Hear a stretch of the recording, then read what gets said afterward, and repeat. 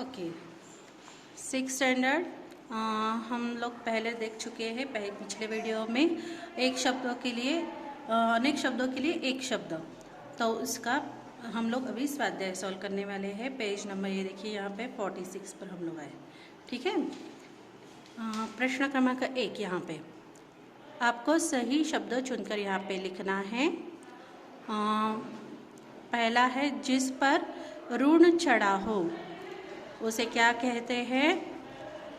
ऋणी। इसको कहते हैं ऋणी। क्या कहते हैं? ऋणी। दूसरा, विदेश में प्रवास करने वाला होता है प्रवासी। दूसरे का क्या है? प्रवासी।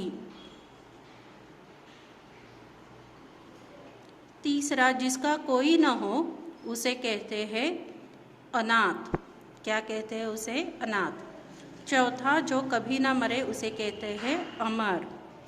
तो इस प्रकार आपको यहाँ पे सभी लिखने हैं। मैं अभी सब आपको सिर्फ सॉल्व करके बोलूँगी। जिसका कोई आकार ना हो उसे कहते हैं निराकार। जिसमें बल की कमी हो उसे कहते हैं निर्बल। जो प्राणी जल में रहे उसे जलचर कहते हैं।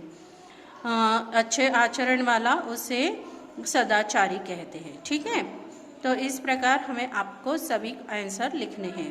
दूसरा प्रश्न है, आपको जोड़ियाँ बनानी है। यहाँ पे एक साइड पे आपको मीनिंग दिए हैं, दूसरे साइड पे शब्द युग्म दिए, शब्दों के समूह दिए हैं, तो आपको सही लिखने हैं। जैसे जन्म से अंधा, जन्मांध। जो ईश्वर को माने, जो मानते हैं उनको क्या कहते हैं? आस्तिक कहते हैं। आस्तिक। मैं आपको यहाँ पे देखिए, यहाँ पे आस्तिक। जिसका भाग्य अच्छा हो उसे भाग्यशाली कहते हैं। ई, भाग्यशाली। जो सत्य बोलता हो उसे सत्यवादी कहते हैं। जिसमें रस हो उसे सरस कहते हैं। जिसे लज्जा ना हो उसे निर्लज्ज कहते हैं। ठीक है, तो यहाँ पे आपको ऐसे ये ऐसे नहीं लिखना है, आपको सही सीधे शब्द लिखने हैं। वरना अगर आप ऐसे ई करके लिखोगे तो आपके मार्क्स कट हो जाएंगे। आपको वहाँ पे सही शब्द लिखना है। जैसे जन्म से अंधा, मैं आपको लिखकर दिखा दूँ, जन्मांध। ऐसे यहाँ पे देखकर आपको लिखना है पूरे। उसके बाद क्वेश्चन नंबर 3 है, कोष्टक में दिए गए शब्दों में से उचित शब्द आपको चुनकर लिखने हैं। जिसमें कोई दोष न हो, निर्दोष, तो आपको ये यहाँ पे लिखना है। जिसमें रस न हो, नीरस। जो दूसरों की प्रशंसा करे वो प्रशंसक होता है।